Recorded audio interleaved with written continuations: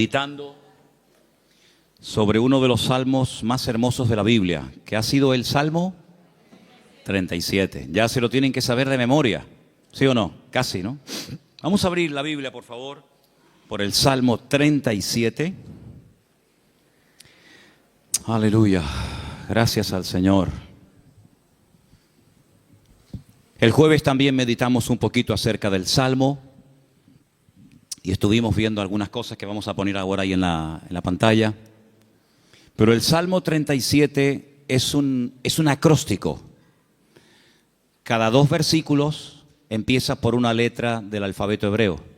Empezando por la primera, la Aleph, terminando por la última, Tav. Cada 2 versículos, así empieza el Salmo. Es un salmo muy completo, 40 versículos.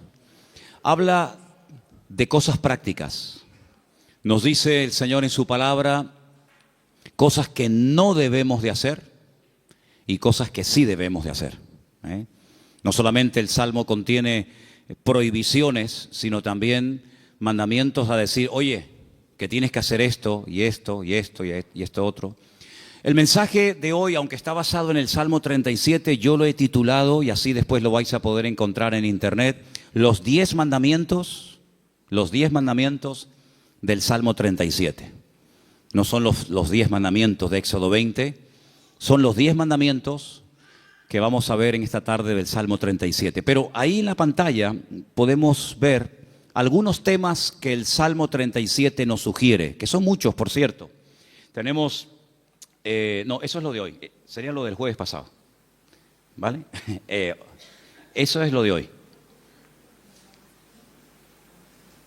Hay una listita de temas que nos sugiere el Salmo 37. No hemos tocado todos, evidentemente, pero son temas, todos y cada uno de ellos muy interesantes. Nos habla de el bien, de la misericordia.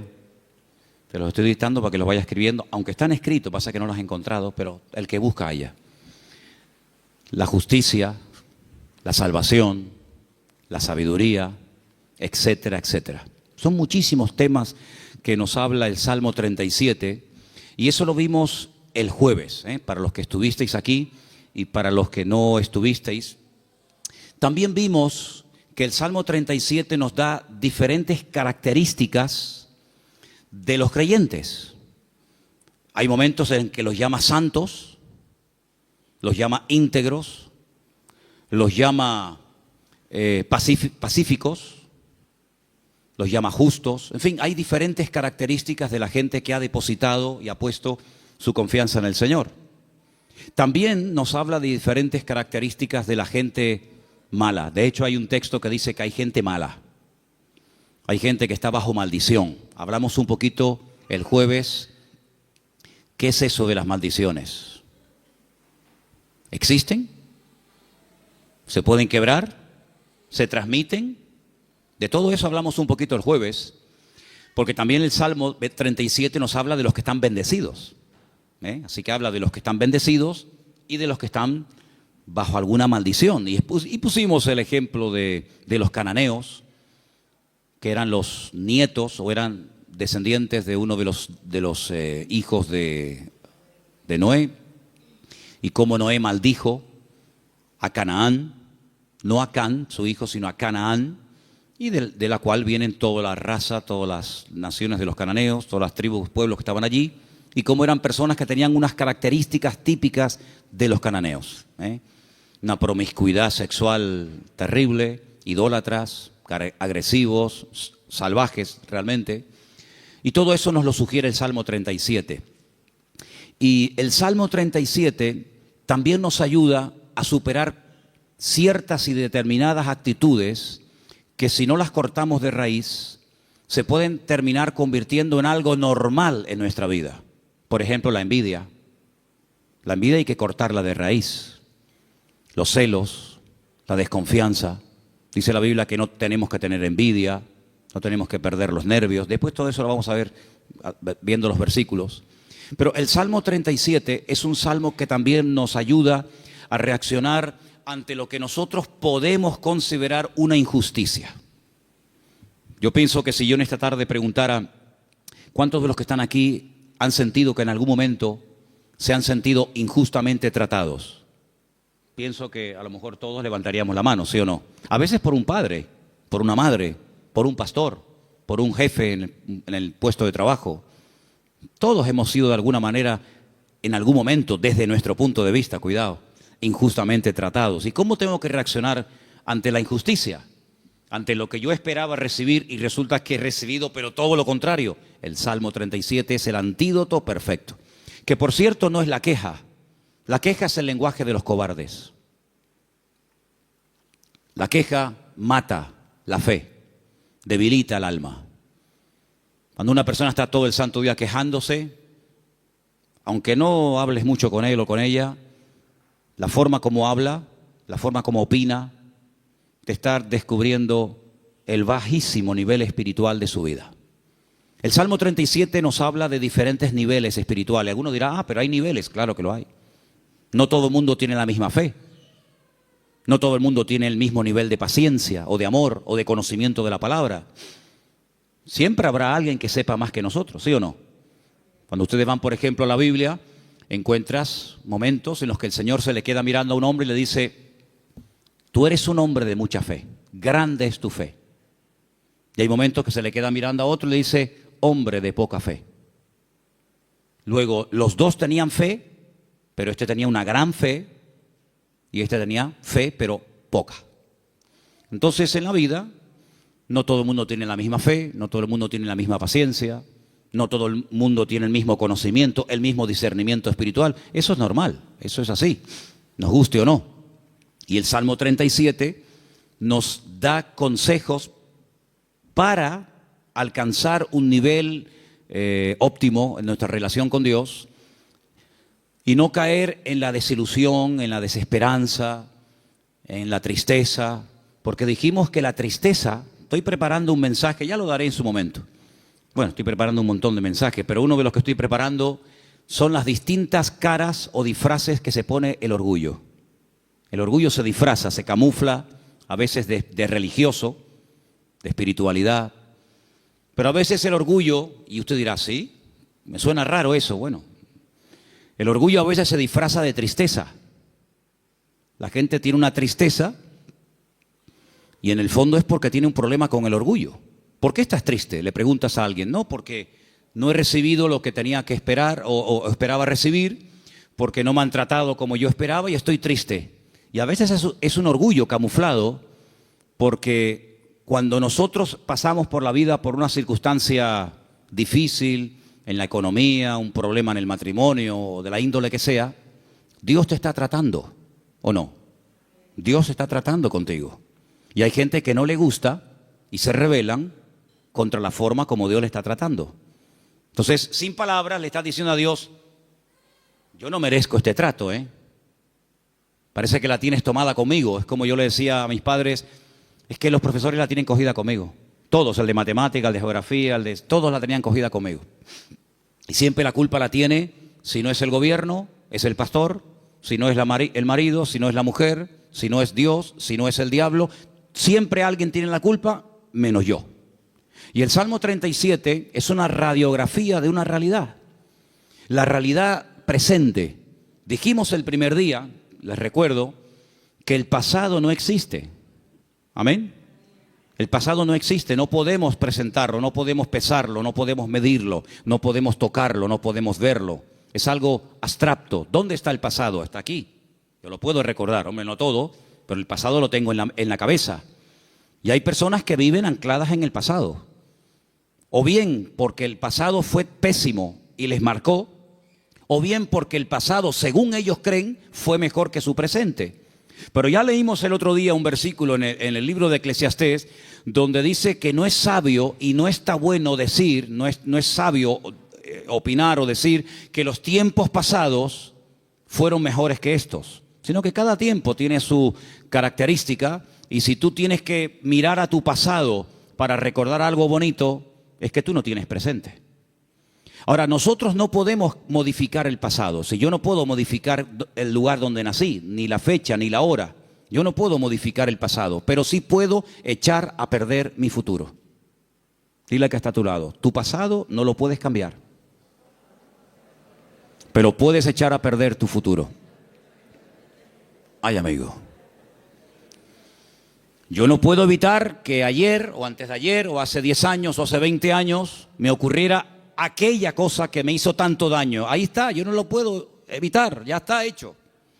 Hombre, puedo evitar que el pasado me controle, puedo evitar que el pasado me manipule y condicione mi estilo de vida en el presente, pero cuidado, porque hay ciertas actitudes que como tú las mantengas y las cultives y las desarrolles, lo que estás haciendo es sembrar, pero sembrar mal, y puedes llegar a estropear tu futuro y lógicamente también tu presente. Así que el Salmo 37 es un antídoto contra tantas cosas que yo les animo a que si pudierais incluso hasta aprenderlo de memoria, hicierais un intento por aprenderlo de memoria.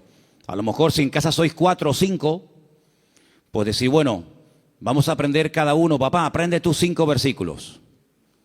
Mamá, tú otros 5, yo otros 6. Hasta el perro puede, si tuvieras loro, hasta el loro podría aprender algún texto. Apréndanse el Salmo 37, es excelente. Vamos a ver hoy los 10 mandamientos del Salmo 37. Y ya te he dado tiempo de sobra, Saray, para que los encuentres. Los tenemos ahí en la pizarra, ¿verdad? Amén, qué bueno, estupendo. Vamos a leerlos todos, los 10 mandamientos del Salmo 37. Después vamos a leerlos en los versículos correspondientes. Primero, fuerte, confía en Dios. Después, con los ojos cerrados y mirar a la pizarra, tenemos que repetir los 10, así que vete aprendiéndotelos.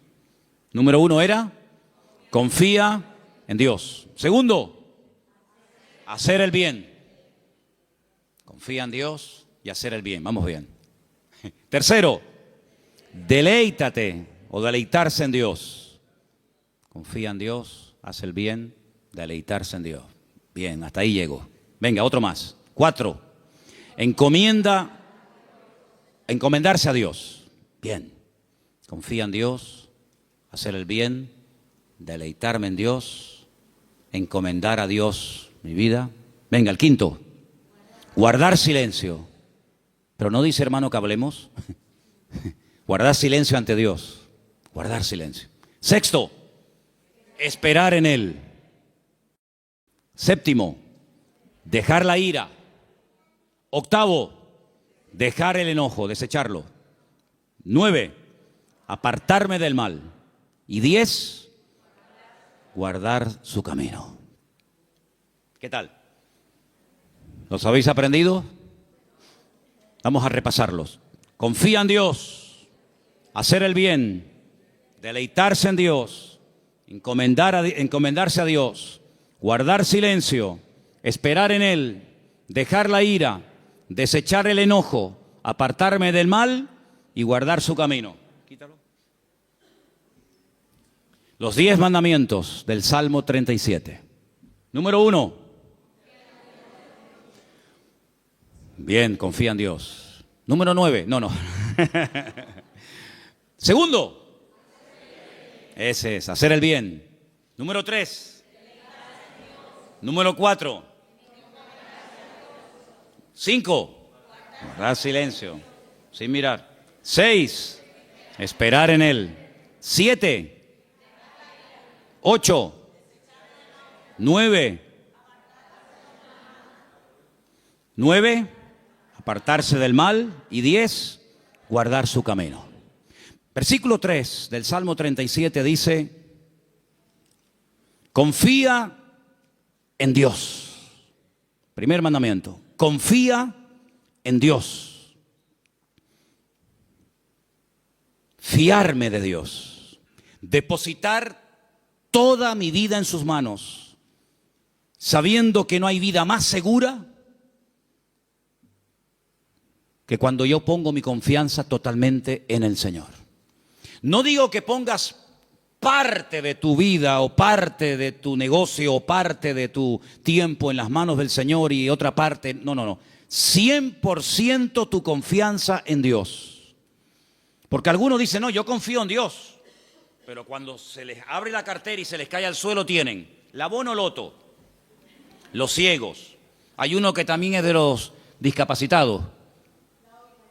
Ese, lo conoces, ¿no? Ese. ¿Qué más hay?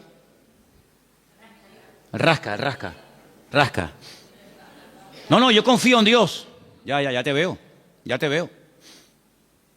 Ay, amigo. Pero por la mañana se levantan y leen el horóscopo. Pero claro, depende si compras el día o compras el diario de avisos o compras, depende de qué periódico compres, te dirá una cosa o te dirá otra. ¿Confiamos en Dios 100% o no? ¿Se puede uno fiar de ese Dios? ¿Ha dado pruebas históricas a lo largo del tiempo que se puede uno fiar de Él? ¿Que no te va a fallar? Dice la Biblia, hay centenares de versículos, pero uno de ellos dice, aunque tu padre y tu madre te abandonen, yo nunca te abandonaré. Nunca, jamás.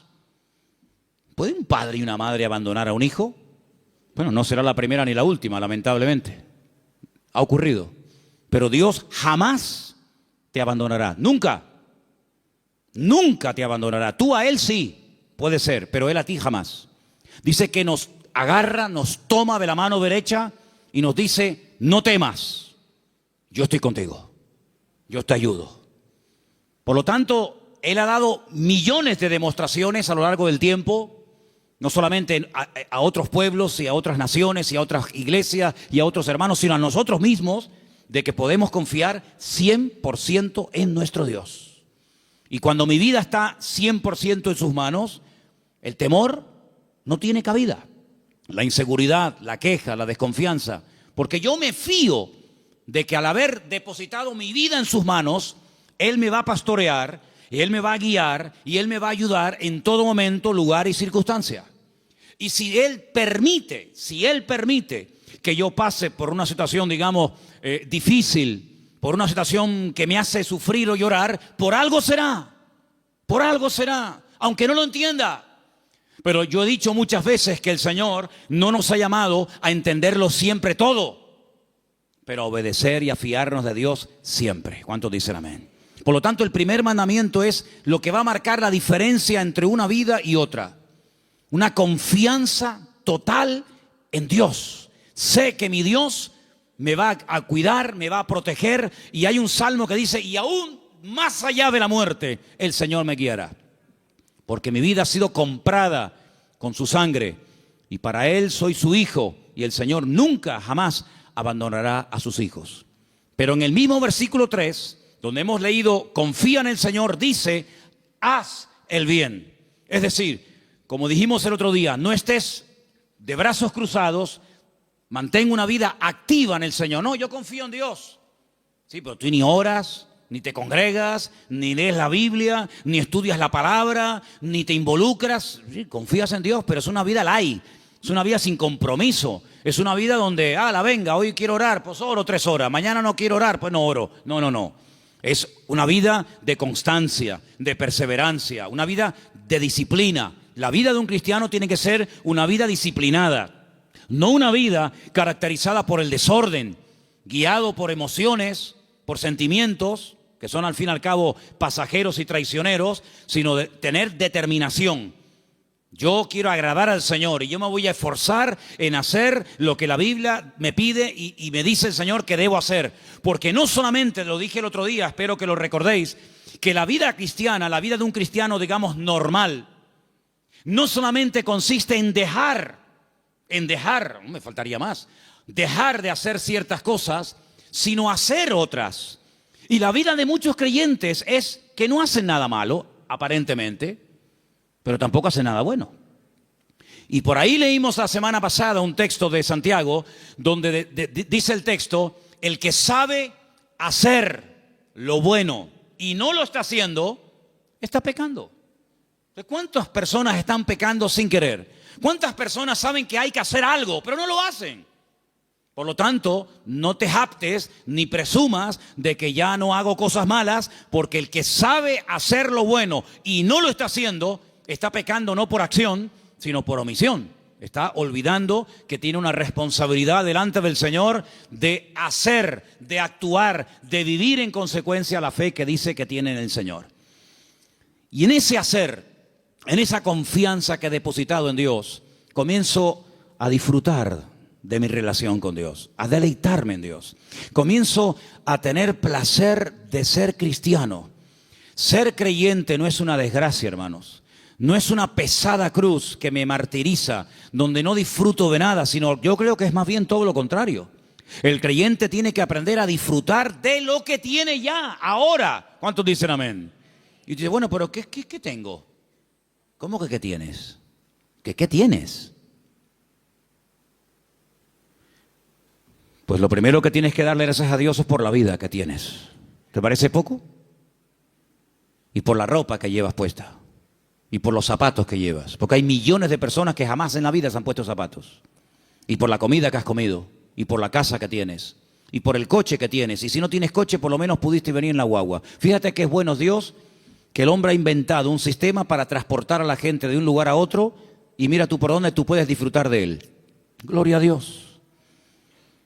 Tienes una iglesia donde poder congregarte.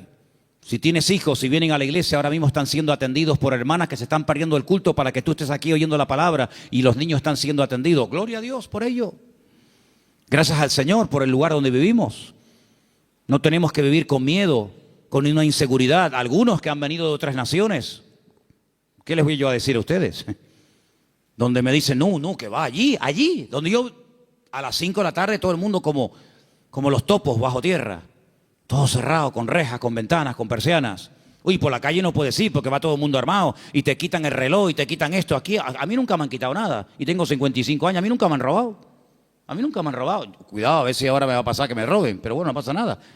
Si me roban, ¿sabes por qué me han robado? Porque algo me sobra. Porque no se le puede robar al que no tiene nada. Luego, si te roban algo es porque tienes algo. Ya es un motivo para dar gracias a Dios. Por lo tanto, hermanos, deleitarnos de lo que tenemos. Hay gente que siempre tiene o la pena de lo que perdieron, que tenían y perdieron, o están soñando siempre en algo que quieren tener, que a lo mejor nunca lo tienen, y en vez de disfrutar de lo que tienen ahora, viven o en el pasado o en el futuro, en tierra de nadie.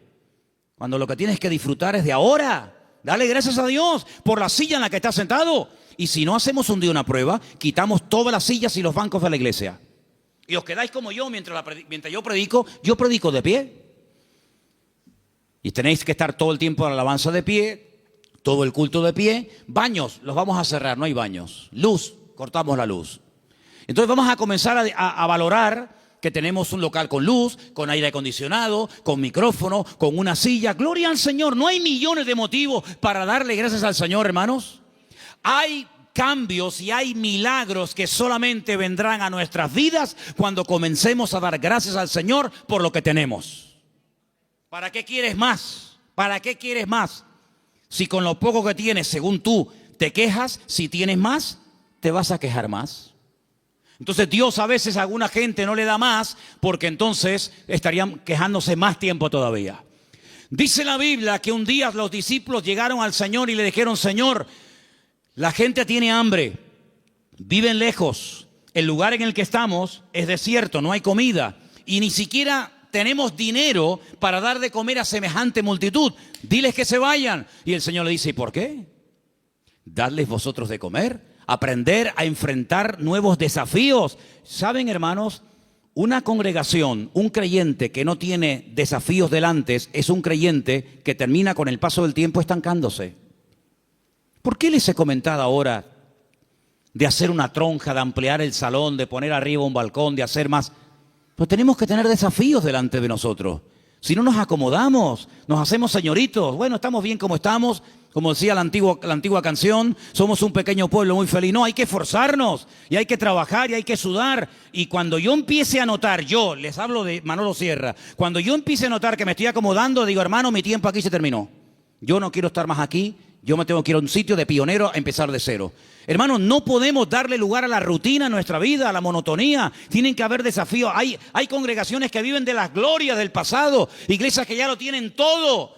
Y te das cuenta que les hace falta todavía tantas cosas, como le dice la Odisea. Nos hemos enriquecido, no nos hace falta de nada. Y el Señor estaba en la puerta de la iglesia llamando, dice, si alguno oye mi voz entraré a Él, cenaré con Él y Él conmigo. Habían perdido lo más grandioso y hermoso que puede tener una congregación, que es la presencia del Señor. La habían perdido y ni siquiera se habían dado cuenta. ¿Cuántas cosas hay por ahí así que nos dejan con la boca abierta? Por lo tanto, hermano, vamos a deleitarnos en el Señor. Vamos a disfrutar de la vida. ¿No dice la Biblia, deleítate con la mujer de tu juventud? ¿No dice eso la Biblia?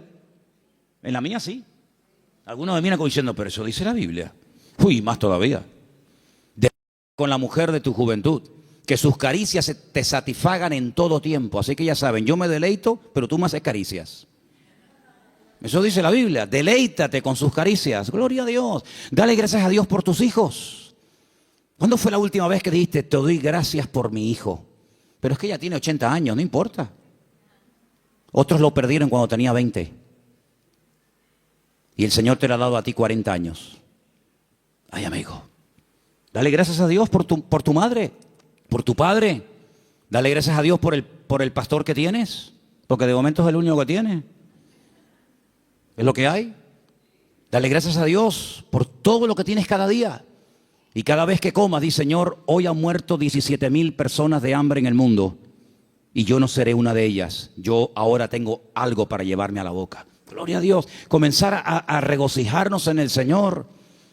Hermanos, que la gente diga, pero ¿qué tiene esa gente que no se quejan? ¿Qué tenemos? El Dios más grande y más maravilloso que jamás se pueden encontrar por la vida. ¿Cuántos dicen amén? Eso es lo que tenemos. ¡Aleluya!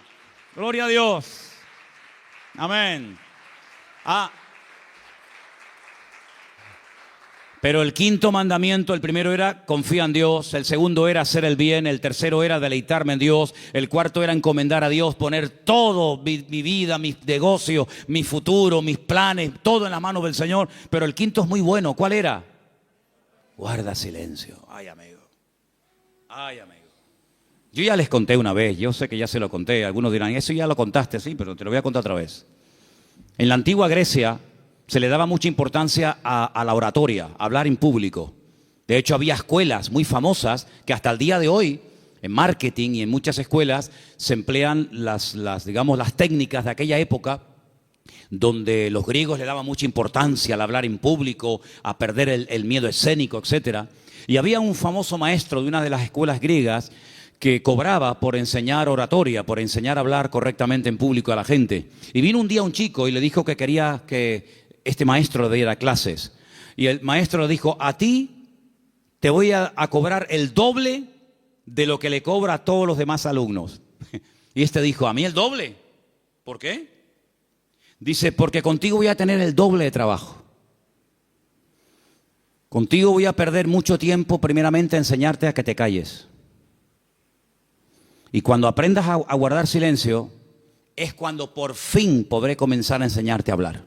Pero quieres comenzar a hablar, y para comenzar a hablar hay que aprender a estar en silencio.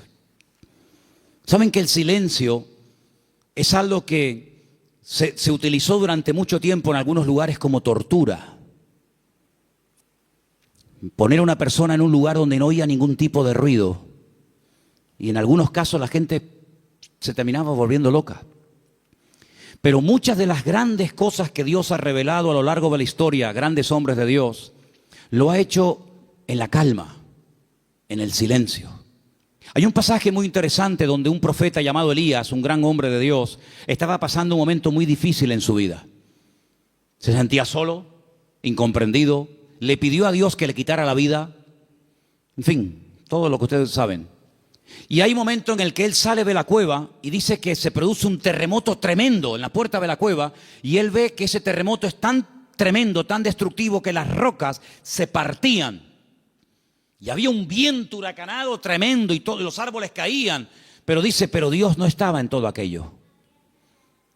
Él estaba acostumbrado a moverse en el barullo, en el ruido, en el follón, en lo espectacular. Y dice que al final de todo sopló un silbo, un viento suave, una cosa muy suave, muy delicada. Y dice, y el Señor estaba en aquel silbo apacible. Hay creyentes que están todo el día hablando y hablando y hablando y hablando, y muy pocas veces oyen o tienen tiempo para oír la voz de Dios. Búscate un lugar tranquilo donde tú puedas estar tranquilo, sin televisión, sin internet, sin niños, sin el perro, sin el gato, sin fulano y mengano, donde puedas estar tranquilo, tranquila, pensando en lo que está pasando en tu vida, aprendiendo a interpretar las circunstancias que te rodean. Si algo bueno tiene el silencio, es que tiene una parte terapéutica, ayuda al hombre a meditar y a reflexionar. ¿Qué estoy haciendo con mi vida? Me he plantado ya con una edad en la vida. ¿Qué le está pasando a mi hijo? Que lo veo últimamente muy callado o muy hablador o muy atontado o muy espabilado. ¿Qué está pasando en el ambiente? Y es en esos momentos de calma, de quietud, de silencio ante la presencia del Señor, donde el Señor te puede revelar y te puede mostrar cosas que en el barullo, en el follón y en el ruido no se captan. Por eso este mandamiento de guardar silencio significa aprendamos a meditar tranquilamente en la presencia del Señor. Vivimos en una sociedad muy ruidosa. España es uno de los países más ruidosos de Europa. Sales por las calles y desde que te levantas por la mañana, prácticamente hasta que te acuestas hay ruido constantemente. Y por la noche ni te cuento. En la quietud de la noche es cuando vienen a recoger los camiones la basura. ¿Sí o no? No pasa por tu barrio, estás tranquilo en tu casa y de repente ¡bim, bam, pim, pum, pam, pam! Y dices, Dios, ¿pero qué pasó? Sale el camión de la basura. Al rato viene el camión que está regando. Al otro rato viene el camión que se lleva el vidrio. Y es un follón tremendo, ¿sí o no? Bueno, hermanos, aprendamos a estar tranquilos en la presencia del Señor. Aprendamos a decir, Señor, ¿hay algo que me quieres decir? ¿Hay algo que me quieres compartir? Ese guardar silencio significa aprender a reflexionar en Dios. Oye, mira, ahora no me molesten. Yo tengo una cita con mi Dios. Quiero estar tranquilo, no quiero que nadie me moleste. No, que si me llaman, que esperen. Que me llamen más tarde, que no se va a hundir el mundo. Y quiero estar a solas con el Señor, con su palabra. Como decía un pastor amigo mío, un minuto, Manolo, un minuto bien pasado en calma, en quietud, en la presencia del Señor, puede cambiar una vida. Pero ¿sabes cuál es la cruda realidad? Y no es cuestión de que ustedes se sientan mal ni acusándolos, ni mucho menos. Hay creyentes que a veces no tienen ni 5 minutos en el día, es tremendo esto, ni 5 minutos en el día para estar tranquilos, solamente estar quietos en la presencia del Señor. Cuando teníamos las clases, que hemos dado algunas clases en la iglesia de hermenéutica, de homilética y otras asignaturas, ¿cómo empezábamos la clase? ¿Os acordáis? Venían del trabajo, venían de la calle, una con el abanico, el otro sudando, el otro que llegó tarde. Decía, hermanos, vamos a guardar un minuto de silencio. Claro, algunos pensaban al principio que se había muerto algún hermano de la iglesia. O sea, un minuto de silencio, ¿qué pasó? Digo, no, tranquilo. Y a algunos se les hacía eterno, eterno. Decía, un minuto, qué largo se me ha hecho. Hermanos, aprendamos a estar quietos en la presencia del Señor, aprender a observar, aprender a interpretar lo que está ocurriendo a nuestro alrededor. El sexto era esperar en Él. ¿Saben que una de las cosas que yo peor llevo en la vida es esperar? No me gustan las colas. El otro día me enseñaba un hermano de la iglesia, por no estar dando nombres, me enseñaba una fotografía que habían sacado desde una ventana donde se veía un grupo bastante numeroso de gente haciendo cola, esperando. Me decía, esta es una de las colas que la gente tiene que hacer para ver si puede comprar algo de azúcar. Y yo decía, bueno, pues yo me acostumbraría, mira que para mí sería tremendo esto, ¿no? Pero yo digo, bueno, yo me acostumbraría a vivir sin comer azúcar, porque yo para estar 2 horas, 4 horas para un paquete de azúcar, y me dice otra persona, sí, pero es que también tienes que hacer cola para comprar la leche. Digo, bueno, pues, no sé, me acostumbraría a no beber leche. Pero es que también al final tienes que hacer cola para todo. Pero qué rabia da a veces cuando tienes prisa y el que va delante tuyo es el más lento de Europa. Le acaban de dar el carnet de conducir. Pone el intermitente de la izquierda y después va a la derecha. O pone los 4 que son de emergencia, porque como te ve muy pegado, te está diciendo, no te pegues mucho que me das miedo, y te ponen los 4 intermitentes. Y tú dices, pero muévete, que tengo prisa. Me acuerdo una vez en Benito Pérez Armas, el semáforo estaba en verde, hermano, de verdad les prometo que el semáforo estaba en verde. Era bajando la antigua cárcel a mano izquierda, que ya entras para el Parque La Granja, ¿sabéis dónde les digo, no? Y el semáforo estaba en verde, y había un coche parado. Y yo le decía, Al principio fue una pita suave. Pip. No sé. Después, más prolongada. Al final, saqué la cabeza por la ventana. Digo, pero muévete de una vez, hombre, que está verde.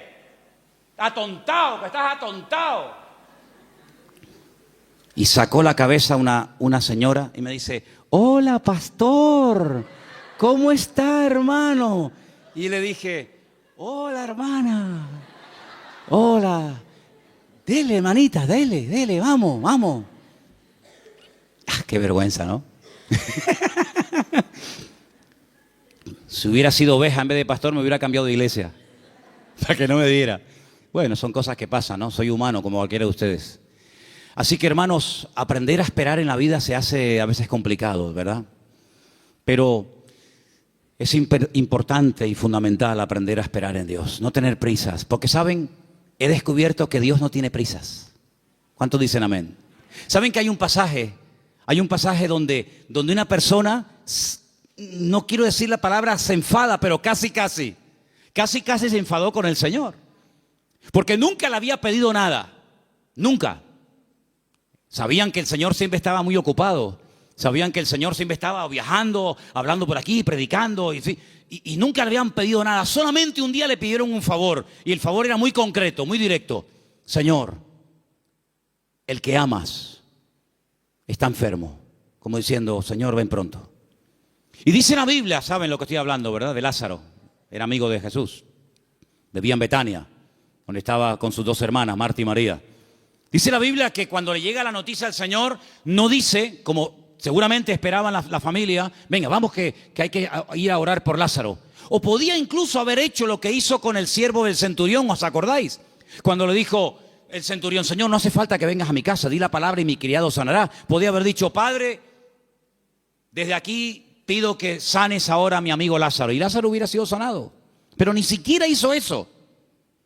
Sino dice que llegó 4 días después del aviso. Y claro, cuando llegó, evidentemente, la enfermedad era grave, porque dice la Biblia que Lázaro ya estaba muerto y enterrado. Si ellas sabían que no iban a molestar al Señor por una tontería. Cuando llegó, sale una hermana, se lo encuentra en el camino y le dice estas palabras que ustedes saben perfectamente. Señor, si tú hubieras estado aquí cuando te mandamos a llamar, nuestro hermano no habría muerto. ¿Cómo interpreta usted esas palabras, hermano? Usted que sabe griego, arameo y hebreo. ¿Cómo lo interpreta usted? Me ha fallado. Mi hermano se murió por tu culpa. ¿Está mal interpretado? Es versión Manolo Sierra. Si tú hubieras estado aquí, esto no hubiera ocurrido. Sale la otra hermana. Porque una parece que era como más carnal, ¿no? La otra era un poquito más espiritual. Pero fíjate que las dos se contagiaron y le dijeron exactamente las mismas palabras al maestro. Si tú hubieras estado aquí, mi hermano no hubiera muerto. Estaban dolidas, ¿sí o no? Estaban dolidas, estaban molestas con el maestro. Esto no tenía que haber pasado. Salmo 37. No te impacientes. No pierdas los nervios. Después vamos a ver eso. Y el Señor le dice, Marta, María, que yo soy la resurrección y la vida. El que cree en mí, aunque esté muerto, vivirá. Claro, ellas eran judías, ellas no eran paganas, ellas conocían la Escritura, ellas sabían perfectamente por las Escrituras del Antiguo Testamento que se habla de la resurrección. Y entonces cuando el Señor dice que yo soy la resurrección y la vida, y le dice el Señor, tu hermano resucitará, ellas dicen, yo sé que mi hermano resucitará, pero no ahora, sino en el día postrero, algún día. Y el Señor le dice, vamos al cementerio. Y todos conocen la historia.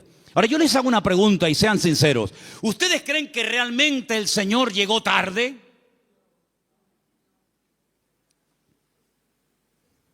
El Señor nunca llega tarde a ninguna casa, a ninguna familia. El Señor siempre llega cuando tiene que llegar. Siempre. Es que si esto hubiera ocurrido media hora antes, sí, pero ocurrió así. El Señor lo quiso así. Y ya está. El Señor llegó cuando, humanamente hablando, según ustedes, ya no hay nada que hacer. Y hay situaciones, escucha bien esto, hermano, porque cuanto antes lo aprendan, algunos, unos más que otros, mejor. Hay situaciones que Dios permite, escucha bien, que Dios permite que lleguen hasta el final. Cuando ya humanamente hablando no hay ninguna posibilidad de cambio. Y el Señor lo permite. Hay otras que no. Hay otras que dicen, no, vamos a hacer esto ahora. Pero hay otras que dicen, tranquilo. Lo va a hacer, pero no ahora. No cuando tú quieras, sino cuando yo quiera y como yo quiera. Y cuando llega al cementerio, hace uno de los milagros más espectaculares que el Señor hizo a lo largo de su ministerio. Levantar a un muerto que hacía 4 días que estaba enterrado. Eso no lo había hecho nunca. Había resucitado personas que estaban aún calientes. ¿Se acuerdan? La hija de Jairo. Cuando llegó, dice, acaba de morir. Luego, si la tocabas, la niña estaba caliente. Acaba de morir, pero estaba muerta. Pero el Señor la resucitó. Había otros casos donde dice la Biblia que lo llevaban en la caja para enterrarlo. Y bueno, los judíos entierran a la gente el mismo día que muere. Por lo tanto, no hacía ni 24 horas que había muerto. Pero nunca el Señor había llegado tan lejos. Nunca el Señor había hecho un milagro de una resurrección después de 4 días. Si ustedes van a Israel, si ustedes han ido a Jerusalén alguna vez conmigo, ustedes van a ver que en todos los cementerios judíos hay una abertura, como una ventana, que es por donde se cree que al tercer día se va el alma. Y ya es como demasiado tarde, ya no hay escapatoria. A los 3 días, a las 72 horas, se va el alma y ya se fue. ¿Cuándo llegó el Señor? Al 4.º día. Cuando ya no había ninguna posibilidad, según la tradición, según la medicina, de levantar a un muerto, es cuando llegó el Señor. No podía el Señor haber llegado el primer día, antes de que muriera así, pero hubiera sido una sanidad más, de tantas. Pero el Señor quería hacer algo especial, porque amaba tanto a Lázaro, que si hubiera llegado a la media hora o a los 10 minutos de haber recibido el llamado, hubiera sido una sanidad. Y Lázaro podía haber dicho, el Señor me sanó cuando yo estuve enfermo. Pero yo te amo tanto, Lázaro, que no te voy a sanar. Te voy a resucitar. Y eres la única persona en toda la historia de la humanidad que yo resucité al 4.º día. Entonces no te das cuenta, hermano y hermana, que a veces hay situaciones como que tú dices, pero ¿dónde va a terminar todo esto? ¿Pero hasta cuándo va a llegar esto? Es por el amor tan grande que Dios te tiene, para que no sea una cosita más que puede pasar desapercibida, o que incluso algún incrédulo diga, bueno, sería casualidad. No, va a llegar al límite, al extremo, cuando ya no hay ninguna posibilidad de cambio, de mejoría o de perfeccionamiento, cuando el Señor va a llegar y va a decir, ahora, para que la gente diga, esto era para la gloria del Señor. ¿Cuántos dicen amén? ¡Aleluya! Así que, tranquilo, no te precipites. Amén. Hay 4 prohibiciones, antes de seguir con la lista de los mandamientos. Hay 4 prohibiciones, las voy a leer rápidamente. 4 cosas que el Salmo dice que no tenemos que hacer. Yo las voy a leer y tú te vas a preguntar a ti mismo si la estás haciendo. La primera está en el versículo 1. Salmo 37:1. No te impacientes a causa de los malignos. No te impacientes. No pierdas la paz. Tranquilo, relájate. Dile a que está a tu lado, relájate. Tranquilo. No te impacientes. No pierdas la paciencia. Número 2, en el mismo texto. Ni tengas envidia de los que hacen iniquidad. Así que ni impacientarme, ni tener envidia. Jamás. Ni una cosa ni otra. Versículo 7. No alterarme. Guarda silencio ante el Señor, espera en Él. No te alteres con motivo del que prospera en su camino, por el hombre que hace maldades. No te alteres. Tranquilo, relájate. Cuenta hasta 10. Versículo 8. Deja la ira desecha el enojo, no te excites en manera alguna a hacer lo malo. Estas son las 4 prohibiciones, las 4 cosas que el Salmo 37 prohíbe hacer a un creyente. No perder la paciencia, no tener envidia, no alterarme y no hacer lo indebido, es decir, lo malo. ¿Qué te parece? Y en esta actitud, en esta riqueza del Salmo 37 me dice, deja la ira y desecha el enojo. Es decir, si te enfadas, vas a comenzar a hacer y a decir tonterías. Cuando una persona está enfadada, ¿tú le has oído las tonterías que dice? Incluso hasta orando dice tonterías. Ya no aguanto más. Y el Señor dice, cállate, machango. Sabrás tú si aguantas o no aguantas. Si yo te mando esto es porque tú aguantas. Pero ya Él lo dijo. Nadie me ama. Las tonterías que uno dice cuando está enfadado, ¿eh? Es como cuando uno está desanimado. Las peores tonterías, las peores barbaridades, los peores insultos, las peores humillaciones se dicen cuando uno está enfadado o desanimado. Y por eso la Biblia dice, no permitas que tu carácter te controle, porque cuando nuestro carácter nos controla, siempre la embarramos. ¿No dicen así los argentinos? O los uruguayos, la embarramos. Metemos la pata. Entonces, pues oye, Señor, ayúdame a tener control, dominio propio, dice la palabra. Dominio propio. Teníamos hace años en una montaña que hay en Llano del Moro, en una torre muy alta, teníamos unas antenas que colocamos allí cuando pusimos la primera emisora de radio cristiana de las Islas Canarias. Y había un hombre que todas las mañanas subía a ese monte y pegaba un grito, pero un grito que se oía en todo el valle, se montaba en el coche y yo creo que se iba a trabajar. Y yo digo, oye, uno dirá que está loco, pero yo creo que este hombre es sabio, ¿eh? Porque el hombre se iba al monte, pegaba un alarido estilo Tarzán, yo creo que tenía algo de espíritu de Tarzán. Gritaba, se montaba en el coche y se iba. Oye, a lo mejor tenemos que irnos a la montaña de los Campitos, procura que no haya nadie, porque claro, si subes por la noche y pegas un alarido estilo hombre lobo allí, van a decir que hay un loco aquí, un endemoniado. Pero hermano, ¿sabes qué? Tenemos que aprender a desahogarnos con Dios. ¿Cómo se desahogaba Cristo? Con el Padre. ¿Dónde fue? Al huerto de Getsemaní. Y en el huerto de Getsemaní dice que agonizaba, lloraba, clamaba, allí peleaba. Y cuando salía y se levantaba y le decían, venimos a aprender a Jesús, dice, yo soy. ¡Pum! Y caían todos al suelo. En otras palabras, era un hombre que no descargaba en los demás su enojo, su enfado, lo que fuera, sino que aprendía a desahogar su alma delante del Padre. Y eso es algo que tenemos que aprender todos, hermano. Porque hay gente que está contenida. Y hermano, el tranquilito, el que no se enfada nunca, cuando se enfada, échate a correr, ¿eh? Échate a correr. Dice, no, este bobo. Este no se enfada nunca. Cuando se enfada, apaga la luz y vámonos, ¿eh? Porque es el increíble Hulk. Que por cierto, me encontré en la puerta de la iglesia allí 2 puños del increíble Hulk. No sé si a alguien se le cayeron. ¿Los puedes enseñar? No sé quién trajo eso, pero bueno, ahí están.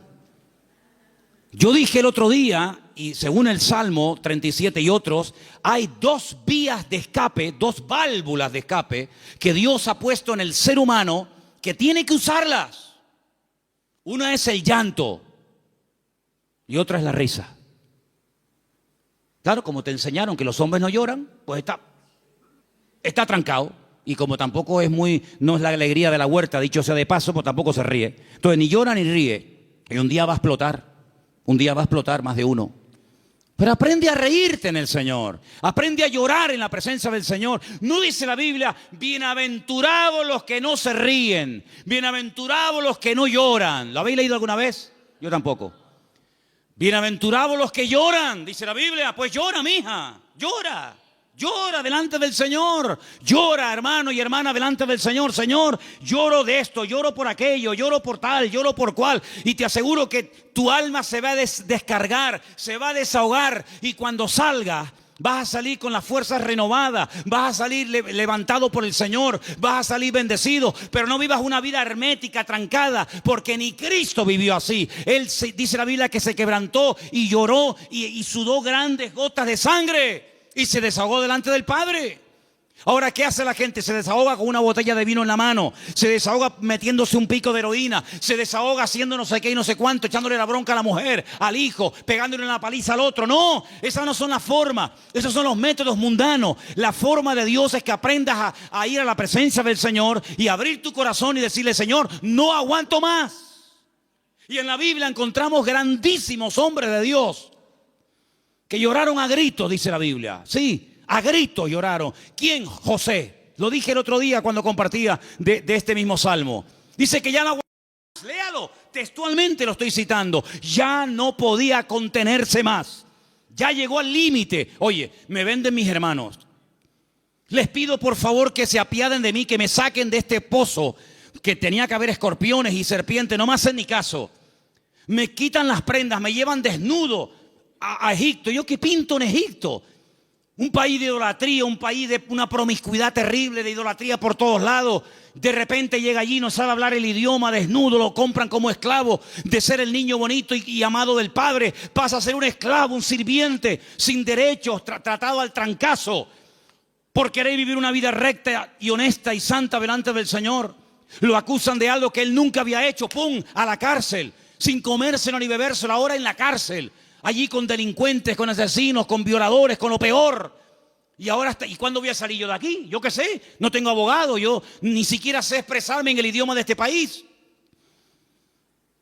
Cuando sale de allí, Dios lo levanta, lo bendice, lo prospera. Y cuando ve venir a sus hermanos, no permitió que la ira, que el enojo, que la rabia dijera: ahora que tengo poder. Porque cuántas veces yo he dicho de este mismo púlpito: si quieres conocer a un hombre de verdad, si quieres conocer a un pastor de verdad, si quieres conocer a una persona de verdad, dale poder y dale dinero. Claro, el coleta, el otro que, en fin, y el otro, es muy fácil criticar lo que hacen los demás, que yo no defiendo a nadie, ahí me da igual, para mí son todos iguales. Pero hermano, cuando alguien suba allá arriba, da igual si es un cargo poderoso en la política, en el deporte o donde sea, dale dinero, que mueva millones. Dale poder. Y espera a ver si no se corrompe. Porque es muy difícil llegar a esos niveles, moviendo centenares y miles de millones. Que tenga la cabeza bien amueblada. Ay, amigo. José ahora tiene poder. Es el hombre más poderoso de la tierra después de Faraón. No se mueve ni una hoja sin su permiso. Faraón dice: no, a mí no vengan, vayan a él. Él es el que organiza el país, él es el ministro de Hacienda, él es el ministro de Economía, él es el que administra. A mí no me den la paliza, vayan a él. Delegó todo en José. Ahora tiene poder, ahora tiene autoridad, ahora tiene dinero, ahora tiene sirviente. Ahora hasta Potifar, aquel que lo compró, ahora tiene que venir y postrarse delante de él. La mujer de Potifar: ven para acá. Ahora él podía haber dicho: ahora os vais a enterar lo que vale un peine, amigo. Ahora vienen los hermanos. Y él podía haber dicho: lo van a pasar canutas, como me le hicisteis pagar a mí. Dice que llegó un momento, viendo a sus hermanos, que ya no podía aguantar más. Y empezó a llorar a gritos. Cuando los hermanos ven a aquel llorando, le dice: yo soy vuestro hermano José, ¿sabes? No tengáis miedo. No me mandasteis vosotros a Egipto. Fue Dios el que me mandó aquí. Pasa que a mí me tocó el primero, pero al final todos van a tener que venir aquí. Así que vayan a casa de mi padre, díganle que vengan, cuéntenle la verdad, que le han tenido engañado al viejo 20 años, diciéndole que me había matado una bestia. Tráiganlo y vamos a comenzar a disfrutar de la vida. Guardó su corazón, no permitió que la ira, la rabia, ¿verdad?, el poder le transformara, sino que él supo canalizar todo aquello para bendecir a otras personas. ¿Te das cuenta? Entonces, queridos hermanos, dice la Biblia: sobre toda cosa guardada, guarda tu corazón. Porque la escasez, el depender día a día del Señor no ha echado a perder a nadie. Yo nunca he visto a nadie que por depender del Señor para todos se echara a perder. No, de verdad, créame, no he conocido a nadie, pero sí he conocido a muchos que cuando tuvieron algo, muchacho, otra persona completamente. Es como yo a veces le digo a los jóvenes, oye, cuando no tenías novia, y no me dirijo a nadie, pero el que tenga, porque tenga, ¿no? O cuando no tenías novio, oye, eras encantadora, saludabas a todo el mundo, venías temprano al culto, te ibas la última. Ahora que tienes novio, eres más antipático que un pepino. No, amén, no digan amén. No. ¿Quién dijo amén? No digan amén, que se van a... No. Entonces, que las circunstancias de la vida no te cambien. Sigue siendo igual, mijo. Sigue siendo igual. Tengo dinero, gloria a Dios. No tengo, gloria a Dios. Oye, que vengo en la guagua, amén. Que vengo en coche, amén. Que vengo en limusina, amén. Ten cuidado que como te la vea yo, te la vendo y compramos la tronja para la iglesia. ¿Me entiendes? Entonces, hermano, mantengamos el equilibrio en el Señor. Mantengamos el equilibrio. Vamos a deleitarnos de lo que tenemos, pero vamos a apartarnos. Versículo 27, apártate del mal. Este versículo es buenísimo. Ya termino con este y con uno más. Apártate del mal, apártate del mal. Dios no tiene que apartarse del mal, somos nosotros los que tenemos que apartarnos del mal. Es decir, ser selectivo. ¿Me conviene a mí esta amistad con esta persona? ¿De qué habla esta persona? Pues mira, está todo el día hablando de esto, no me conviene. No digo que sea mala persona, pero no me conviene. Su mundo no es mi mundo, sus conversaciones no son las mías.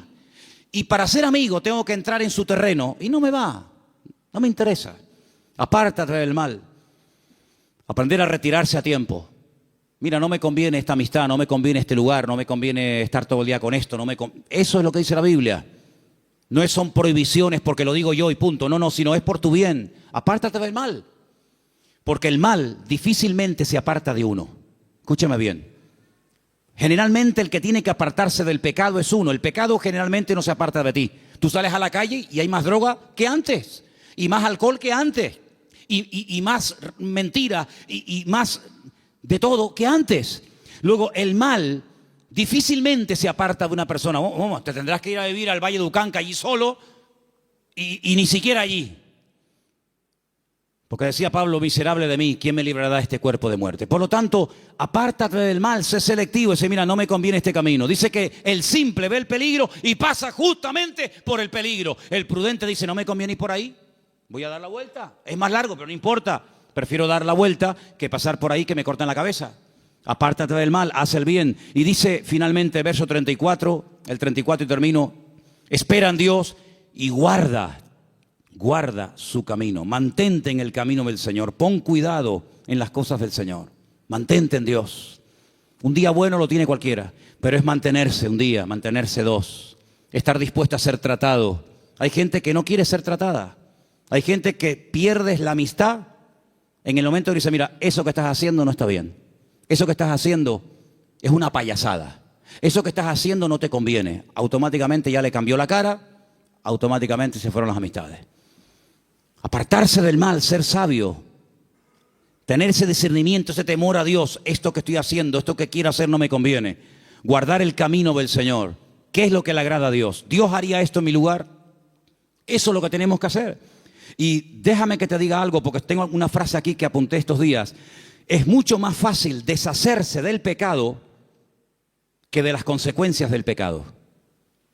El pecado no es tan fácil, no es tan difícil dejarlo. Pides perdón a Dios, Dios te perdona y se acabó. Pero amigo, a veces hay consecuencias de un pecado que hiciste que pueden durar años. Y hay gente que en sus cuerpos llevan secuelas del pecado que hicieron hace 40 años, pero a veces las consecuencias están ahí. Que Dios nos dé fuerzas también para poder vivir en victoria, a pesar de que puede ser que de un pecado o de una vida en desorden que llevé en un momento puntual de mi vida, puede ser que haya un chiquitito corriendo por la casa, o haya una niñita, o haya no sé qué, o haya no sé cuánto. El pecado a veces deja cicatrices, el pecado a veces deja consecuencias. Y te vuelvo a repetir, es más fácil dejar el pecado que los hijos del pecado, que las consecuencias del pecado. Pero tienes que asumir eso. Y a veces eso es lo que te mantiene humilde. Es decir, esto me va a recordar toda la vida que aquel momento de mi vida yo viví en desorden y no hice las cosas como Dios manda. Yo dije el primer día cuando hablamos del Salmo 37, que el Salmo 37 es un mapa. Un mapa. Pero mira, y piensa en esto que te voy a decir ahora, el mejor mapa del mundo El más completo, el más bonito, a todo color, con todos los detallitos y las medidas y los ríos y las montañas. El mejor mapa del mundo no nos sirve para nada si yo no sé dónde estoy. A mí me dan un mapa completo. Me dice, mira qué belleza de mapa. ¿Vale? Ya sé dónde está el norte, las montañas, los valles, los ríos. Pero yo en el mapa, ¿dónde estoy? Porque si yo no sé dónde estoy, el mapa no me sirve de nada. Ahora, cuando yo digo, no, tú estás aquí. Ah, vale, estoy aquí. Ok, vale, pues entonces dame un compás, dame una regla, yo mido. Y entonces yo sé que me faltan tantas horas o tantos kilómetros para llegar aquí. Si yo no sé dónde estoy, el mapa no me sirve de nada. Aquí hay un mapa perfecto, el GPS de Dios. Pero si tú no sabes dónde estás, ¿de qué me sirve a mí esto? Eso de decir, no, lee la Biblia. Si no, yo la leí, pero no sabes dónde estás. No sabes si estás bien, si estás mal, si estás en desorden, si no estás en desorden. Pregúntale a Dios. ¿Dónde estoy? ¿Cómo estoy delante de ti, Señor? Dios te lo va a mostrar. Dios te va a mostrar a la luz de su palabra y guardando silencio y esperando a Dios te va a mostrar, mira, tú estás en este punto de tu vida. Tú has llegado a un punto en tu vida en el que te has estancado. Esa es tu realidad. Entonces, en base a esa realidad, yo trabajo. Si tú no sabes dónde estás ahora mismo, si tú no sabes cómo estás delante de Dios, vienes al culto. Y el culto es como una especie de placebo, ¿no? El culto es una especie de cuando me duele la cabeza, me tomo una pastilla, se me fue el dolor de cabeza, pero espérate, a lo mejor tienes algo más. Y tú te conformas con una pastilla. Y hay cosas en la vida que se solucionan con una pastilla, pero hay otras cosas que se solucionan con una operación. Entonces, ¿en qué punto de tu relación con el Señor tú te encuentras? ¿Tú qué necesitas? ¿Una oración así, un versiculito, o tú necesitas ser operado? Cada uno tiene que examinarse a sí mismo. Y este es el momento en el que tú tienes que decir, Señor, ¿yo verdaderamente estoy cumpliendo esos mandamientos que he leído esta tarde? Confío en Dios, estoy haciendo el bien, me estoy deleitando en ti, Señor. Estoy todo el día agobiado, preocupado, quejándome. ¿Estoy poniendo mi vida en tus manos o llevo una agenda paralela? No, Dios para los domingos, también para el jueves si es que voy. Pero yo tengo una agenda personal y privada. Yo sé lo que voy a hacer en mi vida, esto y hasta aquello. A mí me hace mucha gracia cuando hay gente que me dice, no, él tiene la agenda completa para los próximos 5 años. Cuando dice la Biblia, ¿cómo eres capaz? ¿Cómo eres capaz de presumir del día de mañana si no sabes qué te traerá de sí el día? ¿Tenía Cristo agenda? Dice que somos como el viento, que ni sabemos dónde vamos ni a dónde venimos. Guardamos silencio ante Dios, esperamos en Dios tranquilamente. ¿El carácter está siendo cada vez un aliado nuestro o nos está cada vez traicionando y dominando más? ¿Dejamos la ira, el enojo? ¿Nos estamos apartando del mal o cada vez estamos tonteando más con el mal?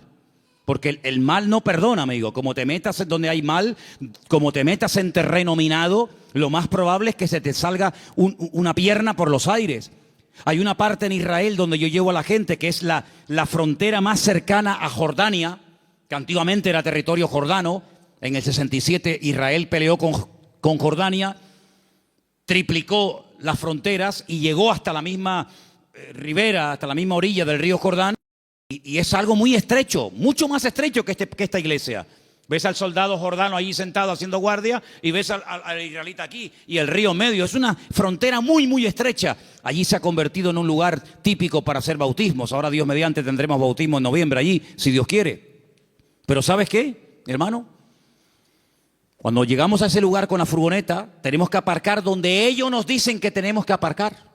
Porque los jordanos cuando se fueron, dejaron todo aquel terreno en represalia por haberlo perdido, todo lleno de minas, todo lleno de minas. Miles y miles de minas. Entonces han puesto unas alambradas con unos carteles escritos en diferentes idiomas, no se salgan del camino, no entren aquí, no entren por allá. Y tú si vas en línea recta y aparca, no hay ningún problema.